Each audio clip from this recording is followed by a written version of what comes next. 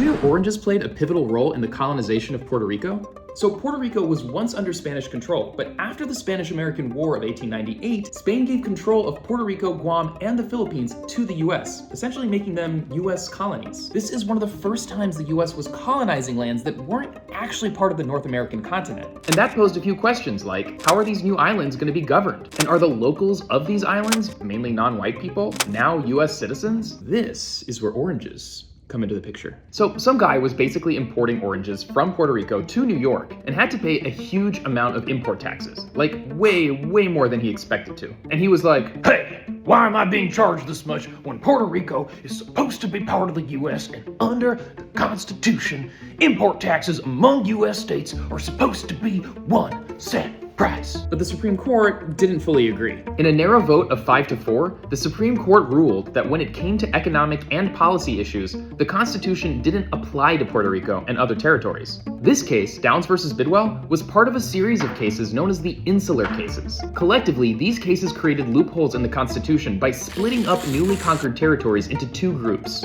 On the one hand, you had incorporated territories like Hawaii and Alaska, which were given a path towards statehood, and everyone living there was given full constitutional rights. On the other hand, there were the unincorporated territories where people were not given full rights and protections. And basically, the Supreme Court ruled that Puerto Rico, Guam, and the Philippines were unincorporated territories. I hereby dub thee an unincorporated territory.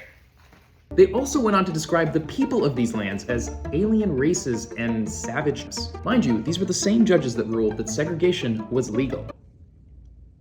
But what did being an unincorporated territory actually mean? It meant that the US Congress had control of every law and the economy in these territories, but the people living there didn't have real power to change those laws.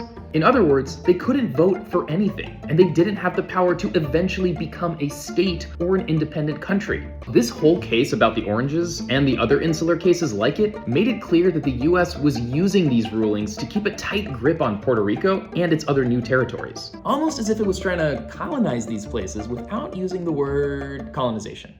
Fast forward a century later, and the insular cases have yet to be overturned. Today, some Puerto Rican activists argue that the insular cases are racist and continue to influence the political, economic, and social landscape on the island in several ways. And while Puerto Ricans are technically US citizens, those living on the island can't vote in presidential elections, and the island's only representative in Congress can't vote for legislation at all. And the legacy of the insular cases doesn't just affect Puerto Rico. Guam, American Samoa, the US Virgin Islands, the Northern Mariana Islands have all been at the mercy of these 100-year-old verdicts, which all started over a dispute about taxes on an orange.